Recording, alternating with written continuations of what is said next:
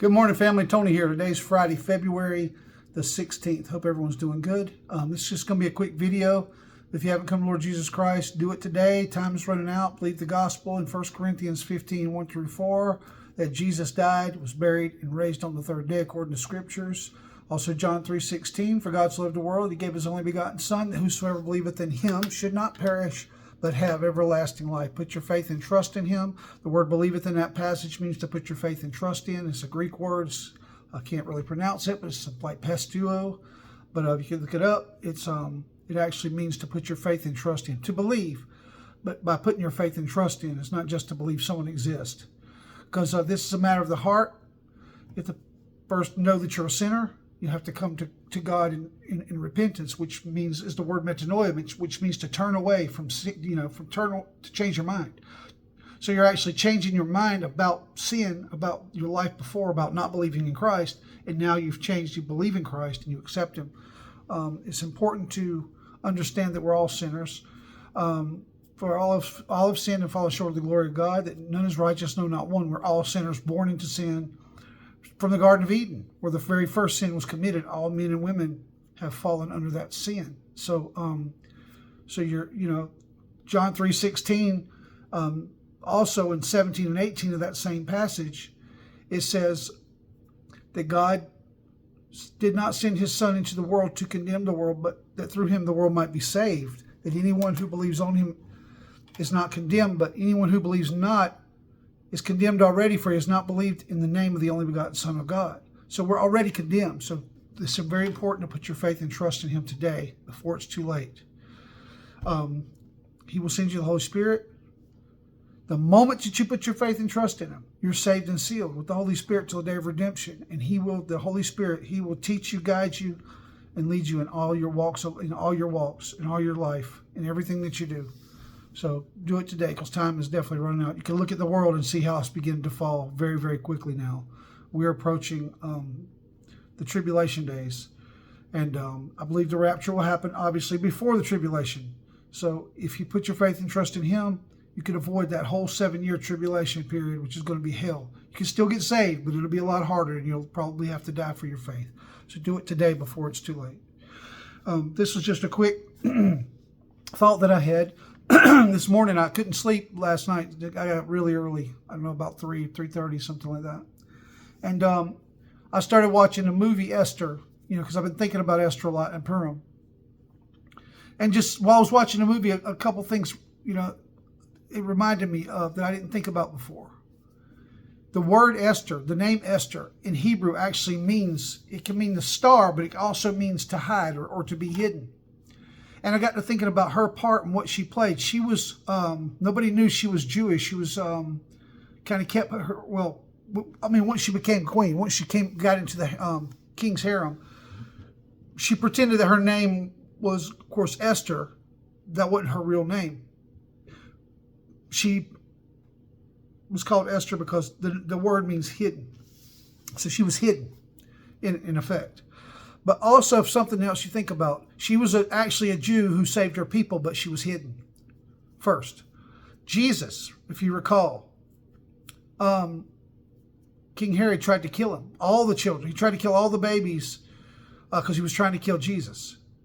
But Jesus was taken by his parents, at God's command, to different locations to stay hidden so that he wouldn't be killed.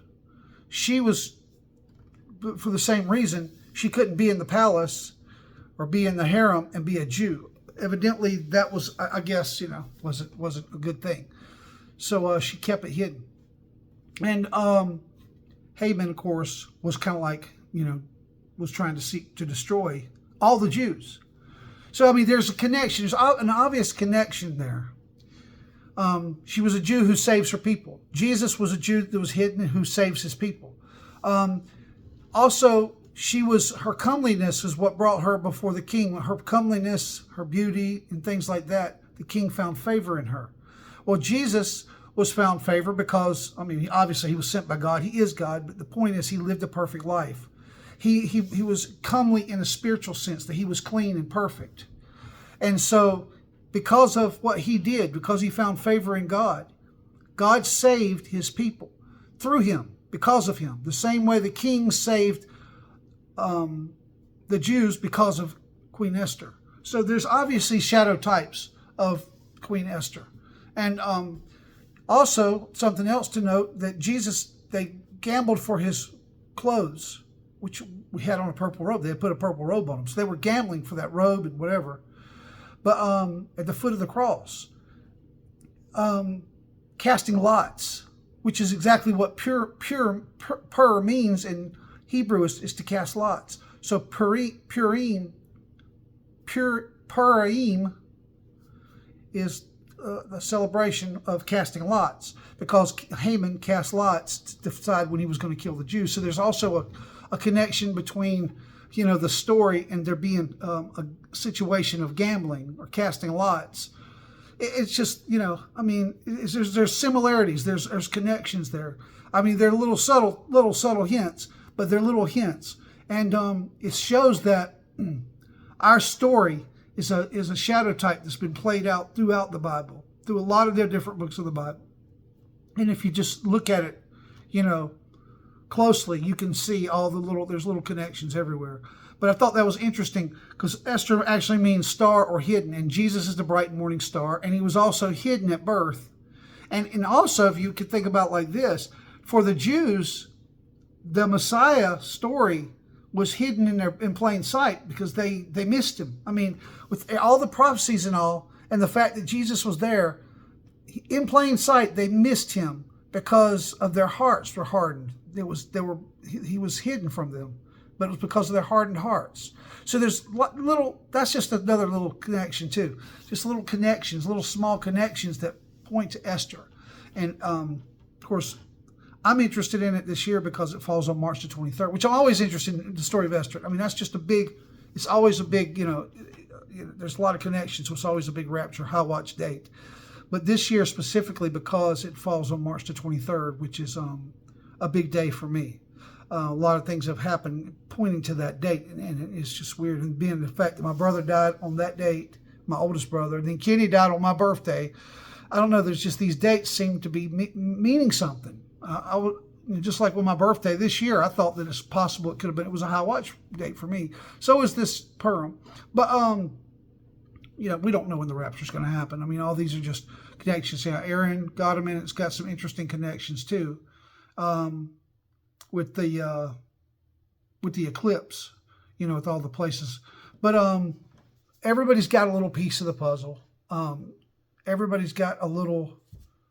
This is a big picture. This is a big mosaic, lots of pieces. So everybody's got a little piece. So all we're doing is just giving our little pieces, and we're trying to form a picture. But what it appears to be, with the way that everything is happening, with the heifers, this to be sacrificed, the red heifers this year in Israel, right at Passover, and which is right after the eclipse this year, and with all the connections, all the countries that are against Israel, all their enemies are encamped against them. I mean, it's like Psalm 83. Then you got all these countries that are warring, or there's wars and rumors of wars. I mean, nations are beginning to rise against nation, and that's key too, because Jesus said nation would rise against nation, and that's beginning to happen too. So everything's all seems to be happening right now. So interesting time to be alive, but also a very important time to be watching and be vigilant, because any day now, Jesus could come for his church. So with that being said, if you haven't come to the Lord Jesus Christ, once again, do it now. Don't waste any time. If there was ever a time that was right, this is the time. But there's never a wrong time to get saved. A lot of people don't come to Christ because they feel like they're not worthy, or they're living their life, they're not in a good position, or they're not ready to commit. Whatever the reasons are, Jesus died for us while we were yet sinners. We have to come to him as we are. He wants us to come to him as we are, not to wait for a specific time. We're not promised another moment on this earth. If you wait, you could die tonight, today. We don't know when our death is going to come. But if you die without Christ, you will stand in judgment, and you will go to hell. That's as simple as that. I mean, it's a no-brainer. Accept him now, this very moment, this very instant, before it's too late. Guys, I love y'all, and I'll see you on the next video. Have a good weekend, and if I don't see you this weekend, I'll see you next week.